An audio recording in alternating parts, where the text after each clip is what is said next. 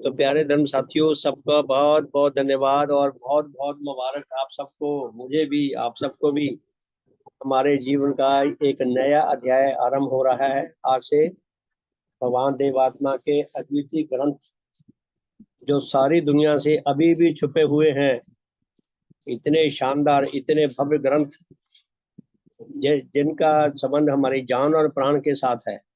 ऐसे अद्वितीय ग्रंथों को हमें विचार पूर्वक गहन अध्ययन के साथ पाठ विचार करने का, उन पर विचार करके उनके अंदर जो मंथन करके अमृत निकलेगा, उस अमृत का रसपान करने का हमें सौभाग्य मिलेगा। अपने आत्मा का वास्तविक रूप देखने का हमें सौभाग्य मिलेगा। भगवान के देह प्रभावों को लाभ करने का सौभाग्य मिलेगा और हम अपना सच्चा आत्म कल्याण करने के कुछ ना कुछ अधिकारी बनेंगे और हमारे जो प्रियजन है उनके लिए भी कुछ ना कुछ सेवाकारी हो सकेंगे और जो अधिकारी आत्मा है उनके लिए भी अपनी ओर से खूब प्रयास करेंगे, उनके लिए भी कुछ सेवाकारी हो सकेंगे। तो सबको बहुत बहुत मुबारक, बहुत बहुत धन्यवाद आप सबका इस साधन में, पहले दिन के साधन में प्रस्तुत होने के लिए। तो हमारा ये कार्य जो है ये भी लंबा चले, जैसे हमारा सुबह और शाम का साधन चल रहा है। श्रीमान बाबा जी ने कृपा की, पता नहीं उनके मन में कहाँ से प्रेरणा आई। 3 साल पहले मुझे उन्होंने कहा कि ये ऑनलाइन साधन शुरू करना चाहते हैं। तो ये साधन शुरू हो गया, जुलाई में शुरू हुआ था। इस जुलाई में 3 साल पूरे हो जाएंगे और उसकी कंटिन्यूटी चलती रही लगातार, और साधन में अधिक से अधिक लोग जुड़ते जाएं। समय के साथ साथ शुरुआती दौर में, जैसे कहते हैं ना, गंगा जब हिमालय से निकलते हैं पतली सी धार होती है, वो बंगाल की खाड़ी में गिरते हुए महासमुद्र जैसी बन जाती है, इतनी विशाल हो जाती है। तो हमारी ये जो धारा शुरू हुई है ऑनलाइन, भगवान की कृपा से ये भी आगे चलकर बहुत बड़ा ये एक क्या करते हैं समुद्र बने, ऐसी शुभकामनाओं के साथ हमने अभी भजन गाया। बहुत सुंदर भजन जो विषय के साथ मुझे लगता है संबंध रखता है। तो प्यारे धर्म साथियों, देव शास्त्र पहला खंड आपकी सेवा में शुरू करूंगा। देखिए, देव शास्त्र पहले खंड के शुरुआती पेज में, फ्रंट पेज में ही भगवान ने क्या लिखा है। देव शास्त्र पहला खंड, देव धर्म प्रवर्तक विरचित, भगवान देवात्मा के द्वारा सृजित किया गया, रचा गया ये देव शास्त्र का पहला खंड है। इसके लिए है प्रत्येक देश, प्रत्येक जाति, प्रत्येक वर्ण और प्रत्येक संप्रदाय के अधिकारी जनों के लिए एकमात्र सत्य और नित्य नेचर के सत्य और अटल नियमों और उसकी सत्य घटनाओं पर स्थापित विज्ञान मूलक सद्धर्म की शिक्षा का अपूर्व ग्रंथ। देव शास्त्र ऐसा ग्रंथ है जो सब अधिकारी आत्माओं के लिए, चाहे किसी जाति के हों, किसी देश के हों, किसी रंग के हों, किसी स्तर के हों, सारी दुनिया के सारे सारे अधिकारी व्यक्तियों के लिए। क्योंकि अनाधिकारियों को तो इधर आकर्षण ही नहीं पड़ेगा, इसीलिए भगवान ने कहा कि अधिकारी व्यक्ति लाभ उठा सकते हैं, उनके लिए है। तो प्यारे धर्म साथियों, हमने 2-3 दिन पहले, 4 दिन पहले देव शास्त्र इसी खंड का ग्रंथ परिचय पढ़ा था। ग्रंथ परिचय तो वो 2 पेज का हम पढ़ चुके हैं। तो भगवान ने जो भूमिका लिखी है इस ग्रंथ की, तो ये 28 पृष्ठों की है और ये भूमिका 6 भागों में बटी हुई है। पहला भाग तो ग्रंथ परिचय है कि ग्रंथ की इंट्रोडक्शन है। दूसरा जो है वो पार्ट है, वो है वह नेचर क्या है जिस पर सत्य धर्म की शिक्षा स्थापित है। हमें नेचर का भगवान ने ज्ञान दिया है कि वो नेचर क्या है जिस पर सत्य धर्म की शिक्षा टिकी हुई है। तो इसका अगला अध्याय है, इस पृथ्वी में विविध प्रकार के मिथ्या देवी देवताओं की उत्पत्ति। के मिथ्या देवी देवता बहुत हैं, भूत प्रेत बहुत हैं, ये कहाँ से आ गए। जब ये धरती सूरज से अलग हुई है तो आग का गोला थी, तब तो यहाँ कुछ भी नहीं था। तो धीरे धीरे ये कहाँ से आ टपके सारे के सारे। तो उसका भगवान देवता ने वैज्ञानिक आधार पर उसकी खोज करके हमें ये बताया है कि ये कहाँ से आए। फिर इसका अगला अध्याय है, इस पृथ्वी के मिथ्या धर्म और उनके प्रवर्तक और प्रचारक के जो दुनिया में मिथ्या मत मतांतर आए, उनके प्रवर्तक आए और प्रचारक आए, इनका अपना स्तर क्या है, इनका वास्तविक रूप क्या है। उसके बाद फिर जो इसका अगला पाठ है वह है मनुष्य आत्मा तथा सत्य के ज्ञान और सत्य की प्राप्ति के विषय में देवात्मा की मूल शिक्षा। देवात्मा की वो मूल शिक्षा अर्थात ऐसी शिक्षा जिस पर सारी भगवान का मिशन खड़ा है, सत्य धर्म का ज्ञान सारा खड़ा है। तो 5 भाग ये हो गए इस भूमिका के, और छठा भाग जो है वो है ग्रंथ कर्ता की शुभकामना। भगवान देवात्मा ने शुभकामना की है ये सारी भूमिका लिखकर कि उन लोगों का, अधिकारी आत्माओं का शुभ हो, इस ग्रंथ को पढ़कर वो सच्चा धर्म ज्ञान लाभ कर सके। तो बहुत बहुत सम्मान के योग प्यारे धर्म साथियों, इसी शुभकामना के साथ के परम पूज्य भगवान देवात्मा हमें क्या देना चाहते हैं। भगवान को जो हमारे रूप के बारे में, मनुष्य के बारे में जो बात समझ आई, जो नवीनतम उनको सत्य दिखाई दिए, बड़े क्रूर सत्य दिखाई दिए, ऐसे सत्य किसी और को दिखाई ही नहीं दिए। भगवान को क्यों दिखाई दिए? क्योंकि भगवान देवात्मा अद्वितीय देव शक्तियों से विभूषित देव जीवनधारी आत्मा है, बिल्कुल एक पूर्णतः अद्वितीय फॉर एवर, जिन्होंने अपना रिकॉर्ड कायम कर दिया, ऐसा रिकॉर्ड जो किसी से टूटेगा नहीं, ऐसी अद्वितीय आत्मा है भगवान। उनको मनुष्य की अवस्था दिखाई दी और उनके अंदर जो सत्य का अनुराग था, शुभ का अनुराग था, मिथ्या और अशुभ के प्रति जो वैराग्य भाव था, घृणा भाव थे, उनसे परिचालित होकर, प्रेरित होकर भगवान देवात्मा विवश हो गए कि उन्होंने हमारे भले के लिए अपना सर्वस्व भेंट करने का व्रत धारण कर लिया। तो पुण्य भगवान ने जो ग्रंथ लिखा है, हम इस ग्रंथ के द्वारा भगवान देवात्मा के मंतव्य को समझने का प्रयास करेंगे कि भगवान ये ग्रंथ हमें क्यों पढ़ाना चाहते हैं। भगवान ने सत्य धर्म की शिक्षा सबके लिए अनिवार्य है, ये बात हमें समझा दी कि जो भी मनुष्य दुनिया में आता है तो सभी जीवों के लिए अनिवार्य, तीनों जगतों के जीवों के लिए अनिवार्य है धार्मिक बनना। लेकिन नेचर ने बाकी जगतों के जीवों को ये अधिकार ही नहीं दिया, ये योग्यता ही नहीं दी कि वो धर्म का ज्ञान पा सके और वह धर्मवान बन सके। पशु जगत के किसी जीव को ये योग्यता नहीं दी, वनस्पति जगत के किसी जीव को ये योग्यता नहीं दी, भौतिक जगत तो बेजान जगत है, उसके पास तो ये योग्यता है ही नहीं कि अपनी आत्मा का और धर्म का ज्ञान पाकर धर्मवान बन सके। ये योग्यता नेचर ने केवल मनुष्य की प्रजाति को दी है, और मनुष्य की प्रजाति में भी केवल अधिकारी आत्माओं को दी है। हम देखें हमारा सौभाग्य कितना बड़ा है, हमें भगवान के श्री चरणों में आने का सौभाग्य मिल गया, उनकी शिक्षा को सुनने का, समझने का हमें सौभाग्य मिल गया। हमें शिक्षा कुछ कुछ अच्छी लगने लगी, पसंद आने लगी, हमें ये सौभाग्य मिल गया, और हम इस शिक्षा को लाभ करके अपने जीवन में उतार के हम सच्चे अर्थों में धर्मवान बन सकते हैं। भगवान चाहते हैं कि हमारे आत्मा की रक्षा हो, विकास हो, हम शुद्ध पवित्र बन सके और अपने जीवन से इस दुनिया को बेस्ट देकर अधिक से अधिक समृद्ध कर सके। इस तरह हमारा मनुष्य जन्म जो लेना है ये सफल हो सके, सार्थक हो सके, और हम उच्च जीवनधारी बनकर अधिक से अधिक उच्च लोकों में जाकर उच्च आत्माओं की संगति में रहकर परमानंद लाभ करने के अधिकारी बन सके। भगवान हमें यहाँ ले जाना चाहते हैं। तो पुण्य भगवान ने फरमाया है कि सत्य धर्म की शिक्षा के लिए उन्होंने 4 स्टेप्स उठाए हैं, उनका हमें जानना बहुत आवश्यक है। तो वो 4 स्टेप्स क्या हैं? पहला स्टेप तो ये है कि नेचर के बारे में हमें ज्ञान होना चाहिए कि नेचर क्या है। अगर हमें नेचर का नहीं पता, प्रकृति का नहीं पता कि ये क्या है, ये कि इसके अंदर कौन कौन से नियम काम करते हैं, ये सिस्टम किस तरह काम कर रहा है नेचर का, और इस नेचर में धर्मवान बनने की स्थितियां कहाँ से आई, क्यों आई, धर्मवान नहीं बनेंगे तो हमारा क्या बनेगा, धर्मवान बनेंगे तो हमारा क्या बनेगा।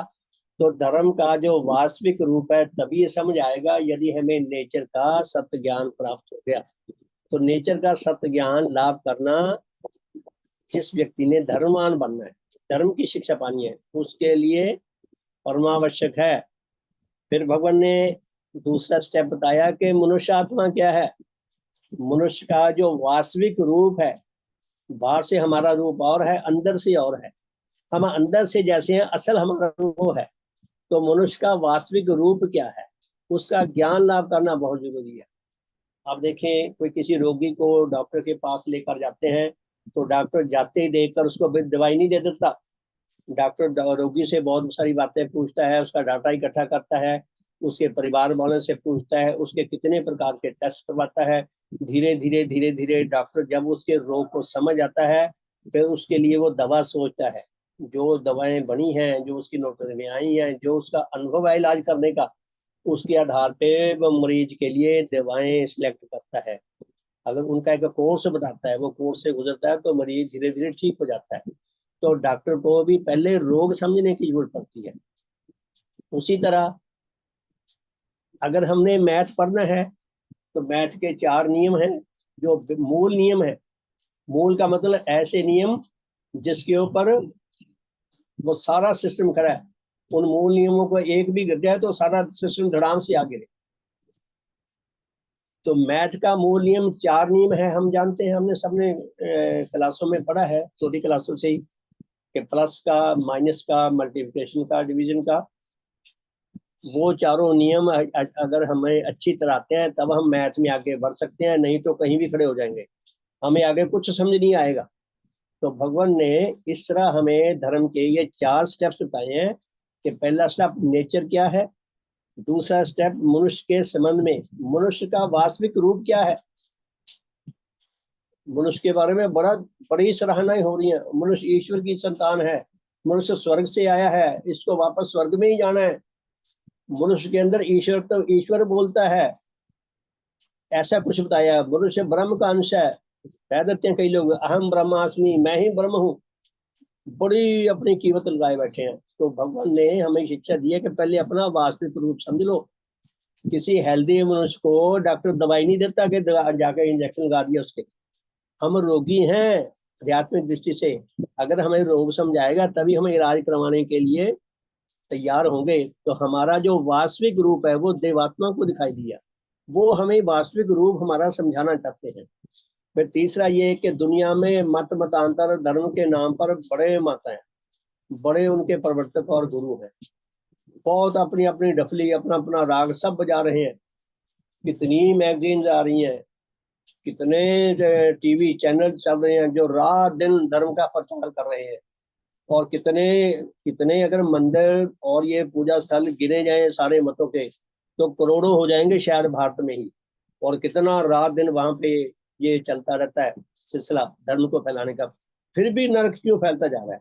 इसका मतलब कहीं ना कहीं कुछ गड़बड़ है। तो भगवान कहते हैं उन धर्मों का जो जड़ जानने का प्रयास करो, कि इनका वास्तविक रूप क्या है। वो एक शेर है ना कि मर्ज बढ़ता गया जो जो दवा की, मरीज का जो जो डॉक्टर इलाज करता गया।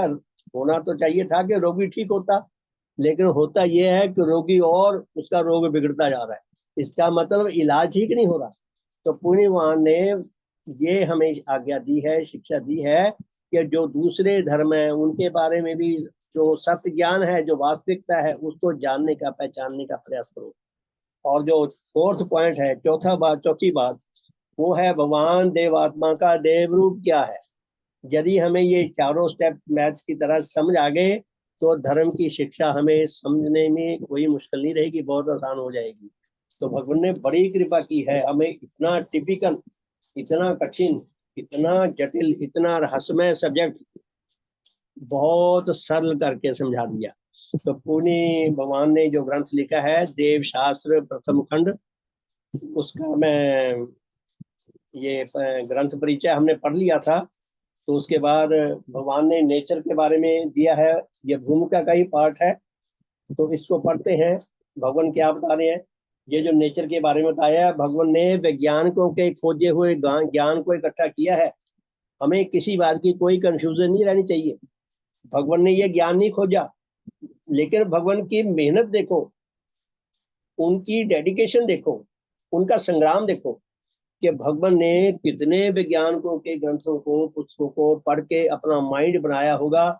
और उसका सार तत्व इकट्ठा करके एक ऐसी स्टेज बना दी जिसके ऊपर धर्म का भवन स्थापित हो सके। तो भगवान ने हमें नेचर का जो ज्ञान दिया है उसको हम गहराई में समझना है। भगवान क्या फरमाते हैं, इसके 20 स्टेप्स हैं। वह नेचर क्या है जिस पर सत्य धर्म की शिक्षा स्थापित है। सत्य धर्म की शिक्षा किस पे स्थापित है? नेचर के ऊपर। हम किसी नए जन को बताएं कि भी हमारे धर्म की शिक्षा, तो सत्य धर्म की शिक्षा नेचर पर स्थापित है। वो पूछ ले जी नेचर क्या होती है, वो हमें पता ना हो तो हम उसे क्या समझाएंगे, वो प्रभावित नहीं होगा। तो भगवान ने हमारे लिए कितना ये मार्ग प्रशस्त किया है, तो हम ये पॉइंट्स जानेंगे। तो क्या लिखते हैं भगवान? पहला पॉइंट है, जड़ और शक्ति से संयुक्त सब प्रकार के अत्यंत छोटे और अत्यंत बड़े जीवित और अजीवित अस्तित्वों से विशिष्ट एक और पूर्ण अस्तित्व का नाम नेचर है। नेचर की डेफिनेशन दे दी भगवान ने कि नेचर क्या है। जितने जड़, जड़ का मतलब जो जिनका आकार है, जो स्थूल रूप रखते हैं, जो हमें दिखाई देते हैं, वो कहते, उनको कहते हैं जड़ पदार्थ, जड़ अस्तित्व। जितने भी जड़ और शक्ति से संयुक्त सब प्रकार के अत्यंत छोटे से छोटे और बड़े से बड़े जीवित और अजीवित अस्तित्व हैं, उन सब के मेल का नाम नेचर है। वो सब मिलकर नेचर बनी है। हम यूं समझ रहे, हमारा भवन है, हम घर जिस घर में रहते हैं, इस घर में बड़ा कुछ लगा है। तो हमारे घर में क्या कुछ लगा है? ईंटें लगी हैं, रेत लगी है, रोड़ी लगी है, बजरी लगी है, सीमेंट लगा है, पानी लगा है, पता नहीं लकड़ी लगी है, क्या क्या कुछ लगा है। और दिमाग भी लगा है, बुद्धि भी लगी है, पैसा भी लगा है, समय भी लगा है, आयु भी लगी है, जमीन भी लगी है, और पता नहीं कितना कुछ लगा है। तो वो सबको अगर ढेर अलग अलग पड़ा हो, एक जगह ईंटों का ढेर पड़ा हो, एक जगह सीमेंट की हजारों बोरियां पड़ी हो, एक जगह सरिया बहुत सारा पड़ा हो, तो उस सारे मटेरियल को हम बिल्डिंग नहीं कह सकते। लेकिन जब वही विधिवत ढंग से उसको मेल करके कंस्ट्रक्शन किया जाता है तो बिल्डिंग बन जाती है। तो ये नेचर जो है, ये जितने भी जीवित और अजीवित अस्तित्व हैं, जो सब शक्ति में है, इन सब के जोड़ का नाम, इन सब के मेल का नाम नेचर है, कुदरत है। हम अपने ज्ञान से, अपने अनुभव से औरों को बताएंगे, हमारा और अनुभव बढ़ेगा। हम अपने आप को बताएंगे, औरों को बताएंगे, हमारा अनुभव और बढ़ेगा, और धीरे धीरे हमारा विश्वास और पक्का होता जाएगा। और ये सत्य विश्वास है, ये मिथ्या विश्वास नहीं है कि मिथ्या विश्वास है। तो दूसरी बात भगवान क्या फरमाते हैं, नेचर के अंतर्गत सब प्रकार के अजीवित और जीवित अस्तित्व दो ही प्रकार के पदार्थों से बने हैं। किसी भी जानदार और बेजान अस्तित्व को, उसके इतिहास को जाना शुरू कर दो, उसकी बैक साइड खोदनी शुरू कर दो, देखो पीछे कहाँ तक जाता है, उसका एंड कहाँ होगा जाकर, कि एंड में उसके अंदर दो ही चीजें मिलेंगी, कि उसका जो ये स्थूल आकार है ये जड़ पदार्थों से बना है, और जो वो हिलता डुलता है, जो वो संगठित है, वो उसके अंदर शक्ति है।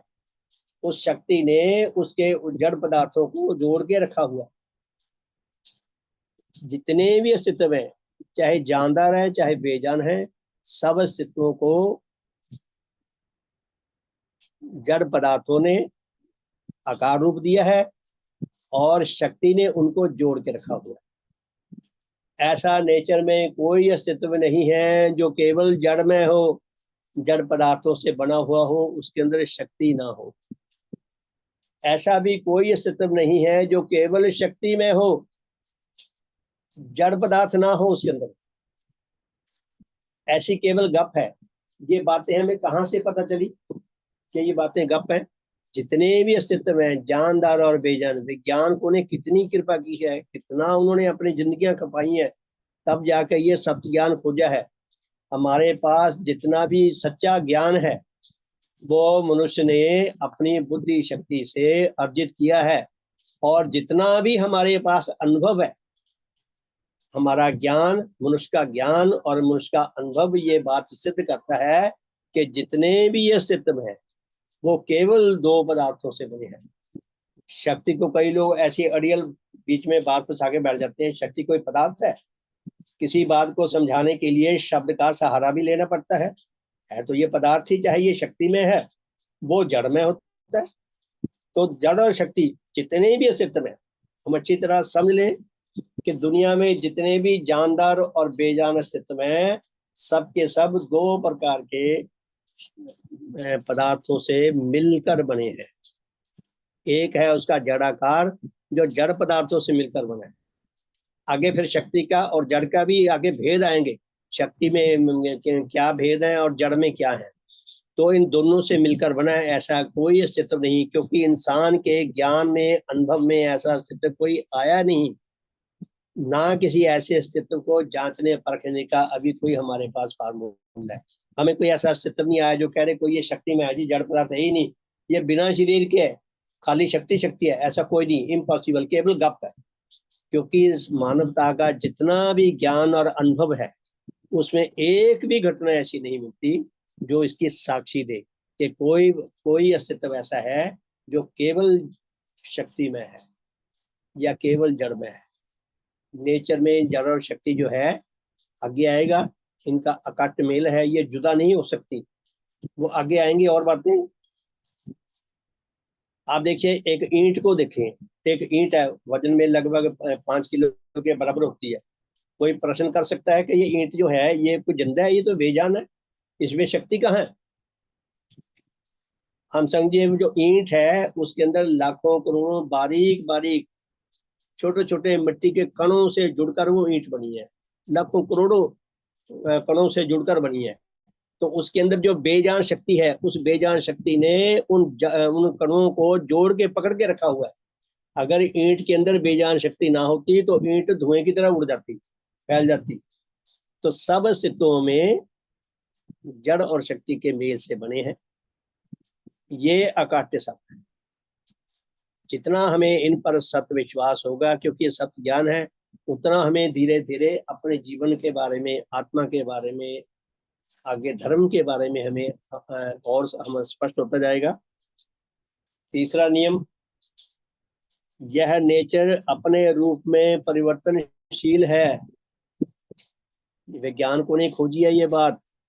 और भगवान की आप देखें, उनका IQ देखें, उन्होंने ऐसी बातों को पकड़कर धर्म का आधार बना दिया कि नेचर में हर अस्तित्व हर पल बदलता रहता है।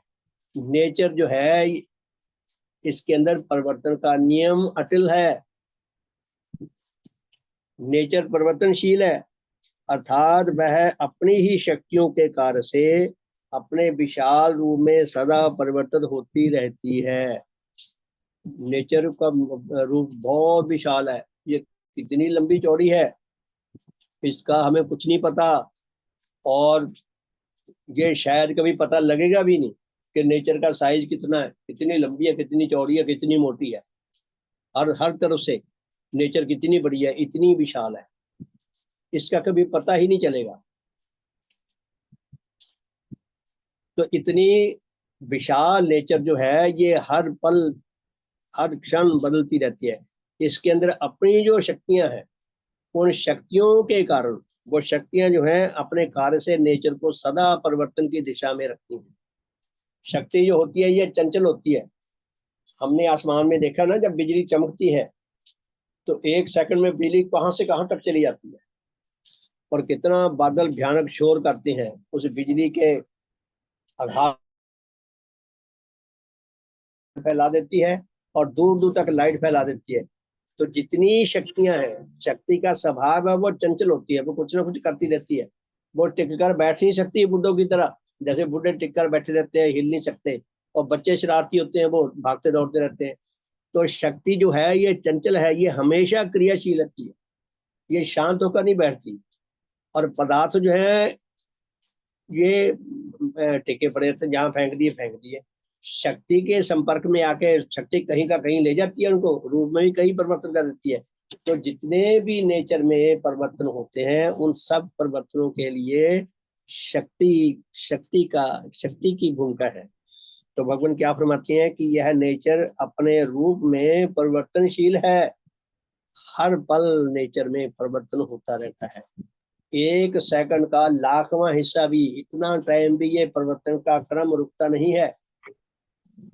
अर्थात वह अपनी ही शक्तियों के कार्य से अपने विशाल रूप में सदा परिवर्तित होती रहती है।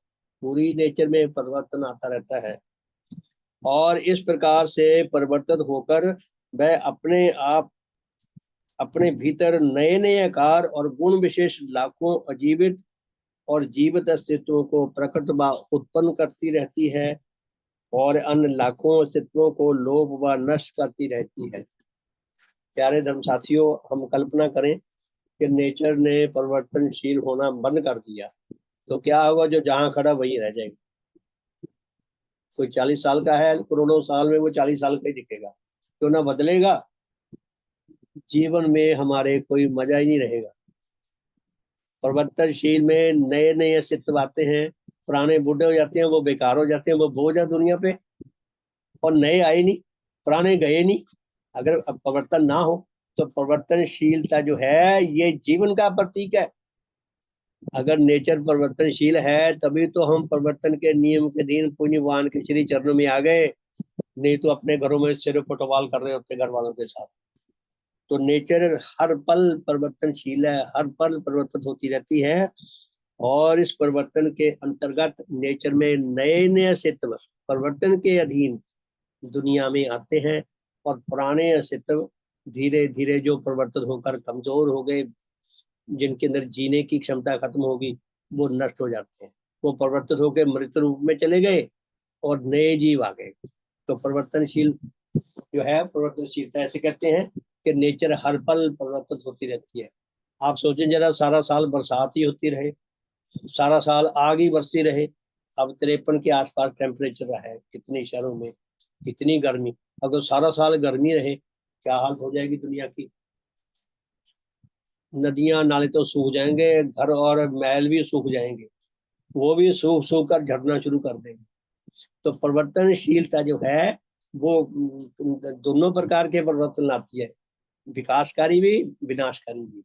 तो दुनिया का सिलसिला इसी से चलता है। एक और नियम पढ़ते हैं। नेचर के अंतर्गत सब प्रकार के जड़ और शक्ति विशिष्ट अस्तित्वों में यद्यपि परिवर्तन होता है, भगवान फरमाते हैं कि जितने भी जानदार और बेजान अस्तित्व हैं, बेशक उन सब में हर पल परिवर्तन होता रहता है और उसमें इस परिवर्तन विषय के कार्य से नए नए अस्तित्व प्रकट होते रहते हैं और लोप भी होते रहते हैं। फिर भी उसमें जड़ और शक्ति की जितनी पूर्ण मात्रा है, उसमें किसी काल में भी कुछ कमी व वृद्धि नहीं होती। वह मात्रा उसमें सदा उतनी की उतनी ही बनी रहती है। इस हेतु से नेचर अविनाशी व नित्य है, इसलिए वह अनादि है। वह सदा से है और सदा रहती है, और वह सदा से सत्य है और सदा सत्य रहती है, और उसका कोई और सृष्टा व रचना करता नहीं। प्यारे धर्म साथियों, ग्रंथ में जो इसकी ग्रंथ परीक्षा आया है, इसमें कई प्रश्न दिए थे ना भगवान ने। मैं उस ओर आपका ध्यान ले जाना चाहता हूँ कि नेचर क्या है। ग्रंथ परिचय में दिए कई प्रश्न, ये जानना हमारे लिए बहुत जरूरी है। यह कितनी बड़ी है, यह जानना बहुत आवश्यक है। यह कितनी विशाल है, यह कितनी महान है, और यह स्वयंभू क्यों है, अपने आप में खुद क्यों है। इसको पैदा करने वाला कोई दूसरा क्यों नहीं, इसका कंट्रोल करने वाला कोई दूसरा क्यों नहीं। जब तक ये फांस हमारे दिल दिमाग में फंसी रहेगी, हमारा आगे गाड़ी नहीं चलेगी।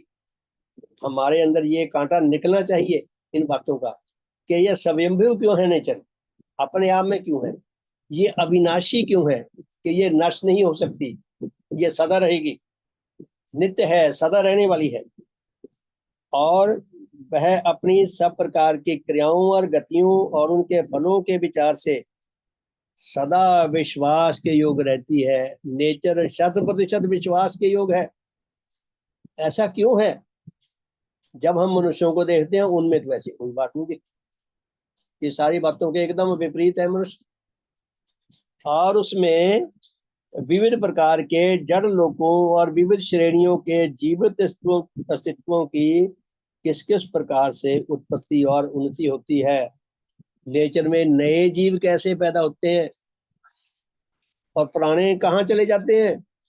मैं बचपन में सुना करता था कि बच्चे तो भगवान की देन है। अब मनुष्य ने विज्ञान के की सहायता लेकर उसने जो ज्ञान खोजा, तो अब कोई नहीं कहता कि बच्चे भगवान की देन है। अब तो इंसान ने बच्चे टेस्ट ट्यूब में पैदा कर लिए। तो ये इन प्रश्नों का जानना बहुत जरूरी है, क्योंकि ये हमारे अस्तित्व के साथ, हमारी आत्मा की रक्षा और विकास के साथ बहुत गहरा संबंध रखते हैं। तो ये 4 हमने नियम पढ़े हैं, हम इनको दोबारा फिर पढ़ते हैं ताकि इनमें से हम वो सार तत्व निकालने की कोशिश करें कि भगवान में हमें क्या बताना चाहते हैं। तो पहला हमने पढ़ा था कि जड़ और शक्ति से संयुक्त सब प्रकार के अत्यंत छोटे और बड़े जीवित और अजीवित अस्तित्वों से विशिष्ट एक और पूर्ण अस्तित्व का नाम नेचर है। जैसे नेचर है, हम नेचर के अंदर हैं, हम भी छोटी नेचर हैं, यूं समझ लें। हम नेचर का एक अति क्षुद्र सा अंश है, लेकिन है नेचर का अंश। जिस तरीके, जिस मसाले से नेचर बनी है उसी से हम बने हैं। तो नेचर जिन नियमों से सुरक्षित रहती है, पलती, उसी में हम सुरक्षित रहेंगे, पलेंगे। अगर हम नेचर के उन नियमों को तोड़ेंगे तो मरेंगे। दूसरी बात, नेचर के अंतर्गत सब प्रकार के अजीवित और जीवित अस्तित्व 2 ही प्रकार के पदार्थों से बने हैं। हमारा अपना अस्तित्व भी 2 ही प्रकार के पदार्थों से बना है। कोई अगर हमें कहे हमारा जो ये शरीर है ये सूक्ष्म अणुओं से बना है। मेरे पास एक पेपर की कटिंग है, बहुत साल हो गए, मैं ऐसी अच्छी कटिंग रख लिया करता था निकाल के।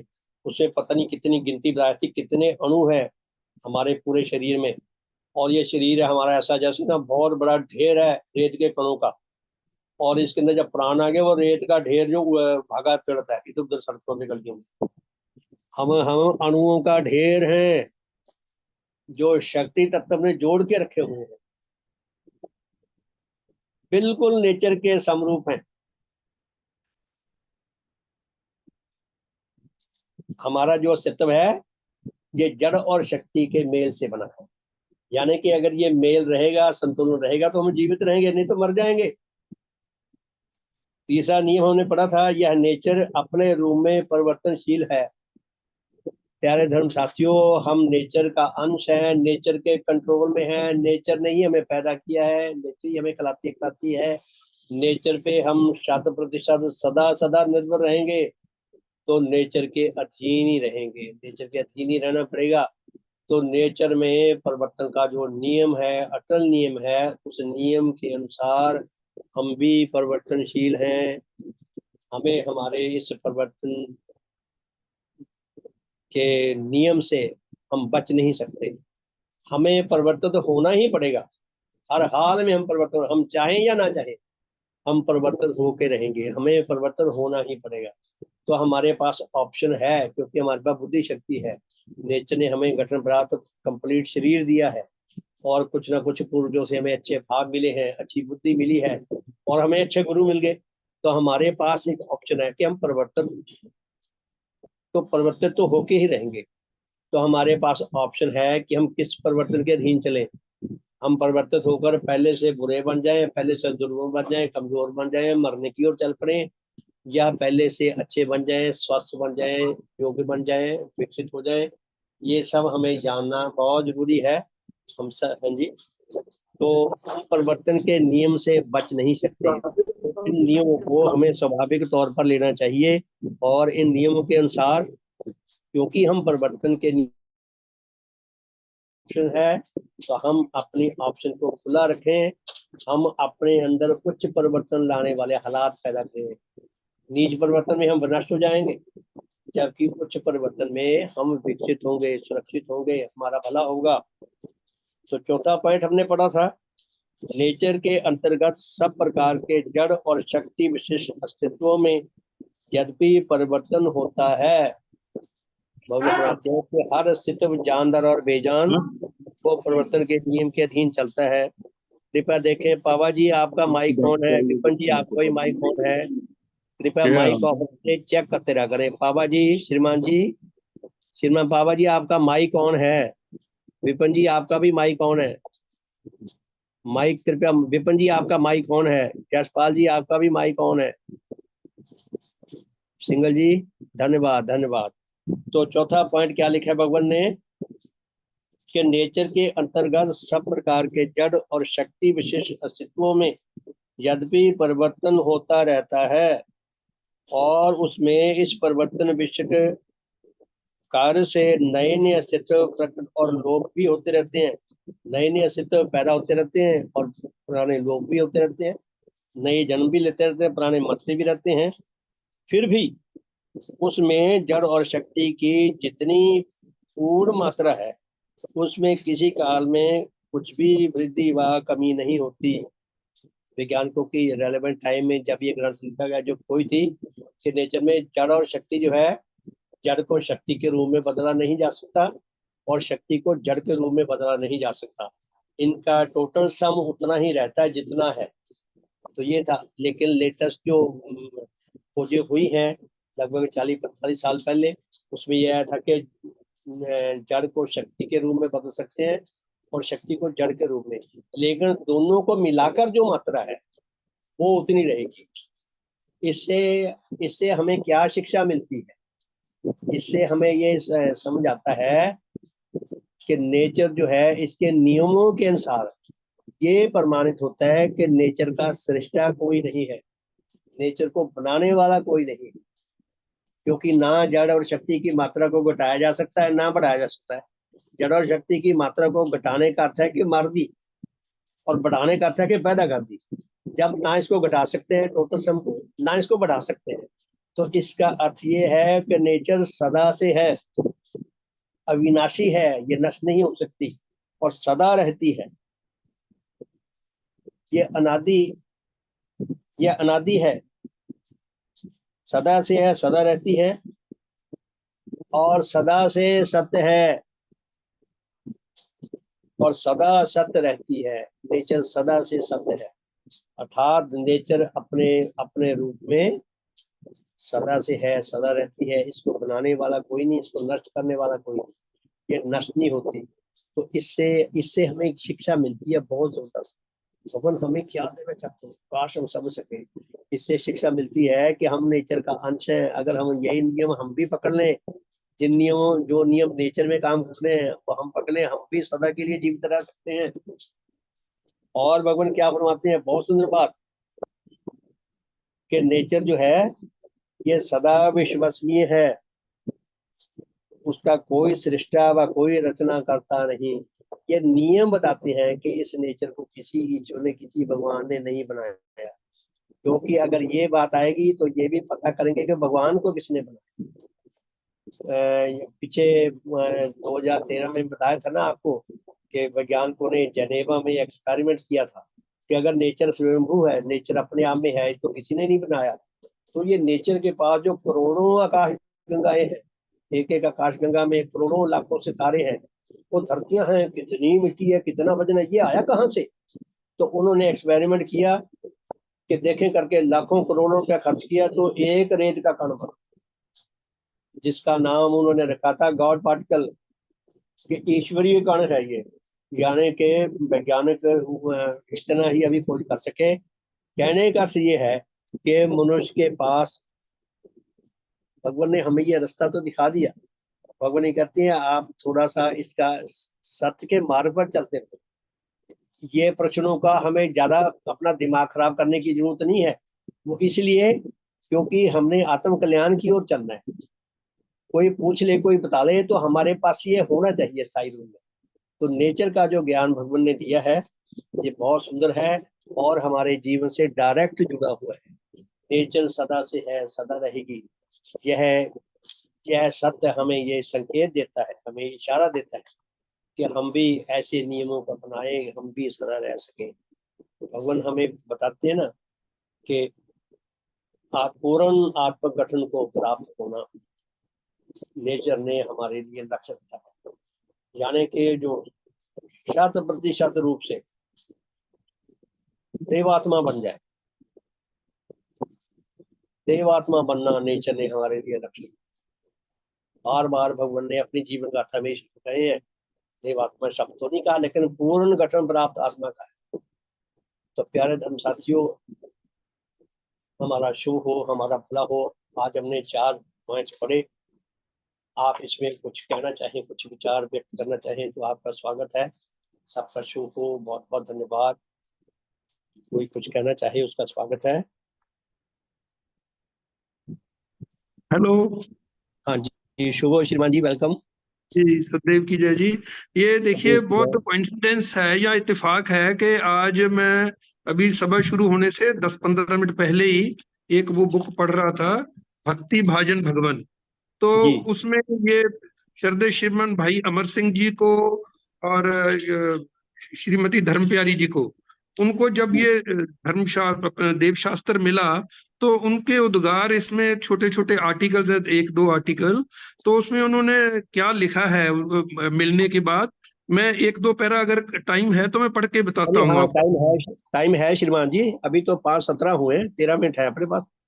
तो ये भाई अमर सिंह जी ने लिखा है, भगवान आज प्रातः काल से ही जब मेरी आंख खुली है और रात में भी जाग जाने पर इसी देव शास्त्र की महिमा मेरे सन्मुख आती रही है और उसकी बिना पर आपका परम उपकारी रूप नजर आता रहा है। मैंने आज इस पूजनीय देव शास्त्र के संबंध में ही साधन किया है। पहले बहुत सुंदर और सुगंधी जनक चमेली के पुष्पों के द्वारा इसका अर्चन किया, फिर देव स्तोत्र का गान किया। उसमें जब देव शास्त्र विधायकम, एक्चुअली पहले जब देव शास्त्र था अपना देव स्तोत्र, उसमें देव शास्त्र के बारे में भी शायद एक सेंटेंस होगा कोई, यहाँ जी देव जी शास्त्र विधायकम के शब्दों पर आया तो मेरा हृदय विशेष रस से भर गया। स्तोत्र के गान और उसकी व्याख्या के बाद मैंने देव शास्त्र के आगे की जिसमें इसकी अति सुंदर छवि भी आपकी वर्तमान है उसको प्रणाम किया। फिर मैंने उसका पाठ किया। पाठ करते करते मेरे भीतर ये कामना और आशीर्वाद प्रार्थना पैदा हुई। फिर नीचे लिखा है प्रार्थना क्या पैदा हुई, भगवान आपके इस देव शास्त्र के द्वारा मेरा अधिक से अधिक कल्याण हो।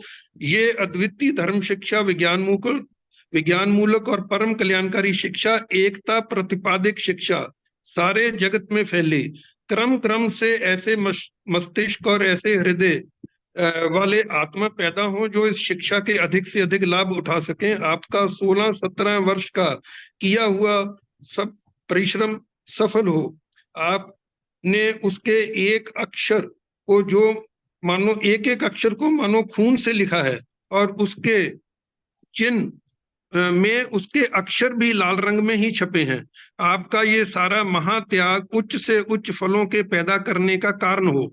इस देव शास्त्र की शिक्षा के प्रचार के संबंध में हम लोगों की जो जिम्मेवारी है वह हमारे सामने आ सके और पहले हम लोग उसकी शिक्षा के अनुसार अपने जीवनों को ढालें, फिर अपने जीवनों के द्वारा इसकी शिक्षा को चारों दिग प्रचार करें। हमारी नीच गतियां जो हमारे प्रचार में विघ्नकारी हों सब दूर हों, वह सब उच्च शक्तियां पैदा हों कि जिनसे इस शिक्षा का जीवंत प्रचार हो सकता है। मतलब उन्होंने कहा कि इसको हम पढ़ें, इसको आगे हमारी इसको अडॉप्ट करें लाइफ में, तभी हम इसका आगे प्रचार कर सकते हैं। इसी तरह उन्होंने श्रीमती धर्म प्यारी जी ने भी बहुत अच्छा देव शास्त्र जब उनको मिला तो उसके बारे में उन्होंने लिखा कि फिर 22 की सुबह को मैं और दिनों से पहले जागी, अपने कमरे की सफाई की, फिर साफ कपड़े पहनकर मैं साधन करने बैठी। आपके देव शास्त्र दाता रूप को सन्मुख लाकर बारंबार आपको प्रणाम किया। फिर पूजनीय देव शास्त्र को वेदी पर स्थापन करके और उसे खूब फूलों से सजाकर उसका अर्चन किया। जिस समय पूजनीय देव शास्त्र इस प्रकार से सजावट के साथ मेरे सामने विराजमान था, उस समय मैं बार बार प्रणाम के द्वारा उच्च प्रभाव लाभ कर रही थी। उस समय जो भाव मेरे भीतर इस विषय में पैदा होते थे, मैं उसका पूरा पूरा बयान नहीं कर सकती। मुझे उस समय धनीराम की कहानी याद आई। जैसे वह अपनी अशरफियों को देख देख कर हर्षित होता था, वैसे ही मैं अपने जीवन के असीम खजाने देव शास्त्र को देखकर हर्षित हो रही थी। मुझे साफ प्रतीत होता था कि आज यदि मेरे माता पिता या कोई और संबंधी मुझे कीमती से कीमती रत्नों की एक थैली भी दे देते और मैं उसके सामने बैठी होती, तो भी मुझे अपना ऐसा सौभाग्य अनुभव ना होता जैसा कि मुझे अब आपकी कृपा से पूजनीय देव शास्त्र को पाकर अपना सौभाग्य अनुभव होता है। सचमुच मुझे पूजनीय देव शास्त्र अपने लिए जीवन धन का एक बहुत असीम भंडार अनुभव हो रहा है।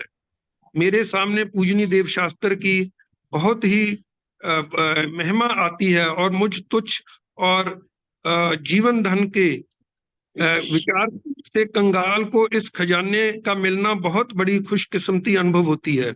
वहां आपके महान दाता रूप को सामने ला भी जो उच्च भाव मेरे भीतर पैदा हो रहे हैं, मैं उन्हें भी बयान करने से उन्हें बयान करने की अपने भीतर समर्थ नहीं रखती। मैं बारंबार दिल की तह से आपको धन्यवाद कहती हूँ और ये भाव बार बार पैदा होता है कि दाता आपके इस अमूल्य रत्न के तैयार करने में 16 वर्ष का जो परिश्रम और संग्राम किया है, मैं किसी तरह उसे अपने जीवन में सफल कर सकूं। मैं इसकी शिक्षा के अनुसार आप चलूं और अधिकारी आत्माओं तक इसकी शिक्षा को पहुंचाऊं। आपका ऐसा आशीर्वाद मुझे प्राप्त हो। तो ये दोनों धर्म संबंधियों के ये उद्गार जब उनको पूजनीय देव शास्त्र मिला, तो इसमें उन्होंने अपने कोई पत्तर लिखे, उसमें से मैंने पढ़ के सुनाया। ये बाई चांस आज ही मैं पढ़ रहा था और साधन से 15-20 मिनट पहले ही इसे पढ़ा। इस पेज पर पता नहीं कैसे पहुंच गया, तो इसलिए मैंने सोचा आप सबसे शेयर कर दें। बहुत बहुत धन्यवाद। जी जी जी जी, बहुत बहुत धन्यवाद श्रीमान जी। धर्म ग्रंथ इतने जबरदस्त हैं श्रीमान जी। भगवान देवात्मा की अप्रोच क्या है, उनका आईक्यू कितना जबरदस्त है, कितना यूनिक है, हमारी समझ से बहुत ज्यादा ऊंचा है। मैं तो सच कह रहा हूँ, दिल करता मुझे डांस करना आता था, घुंघरू बांध के नाचता मैं गलियों में, कि इतना इतना जबरदस्त, इतने अद्भुत ग्रंथ। सारी दुनिया की सोच जहाँ खत्म होती है वहां से देव धर्म शुरू होता है। जैसे जहाँ स्कूलिंग खत्म होती है वहां से कॉलेज शुरू होता है। तो भगवान का जो मिशन है, भगवान की जो शिक्षा है, जहाँ से दुनिया के सारे धर्म खत्म होते हैं वहां से पूर्ण भगवान का धर्म शुरू होता है। कितना यूनिक। अब हम इससे ये अनुमान लगाएं कि हमें अपने आत्मा की रक्षा और विकास के लिए कितने संग्राम की जरूरत है। सारी शिक्षा को, जैसे कहते हैं ना, घोट के पी जाने की जरूरत है। सारी शिक्षा को बहुत गहराई से मंथन करके, आत्मसात करके जीने की जरूरत है और हृदय से तैयार होकर औरों तक ले जाने की जरूरत है। ये जितना जितना कठिन, जितना दुरूह कार्य है, उतना ही मजेदार भी है, उतना ही रसदायक भी है, उतना ही आनंददायक भी है, उतना ही हमारे आत्म कल्याण का ये माध्यम भी है। तो सबका शुभ हो। बहुत बहुत धन्यवाद।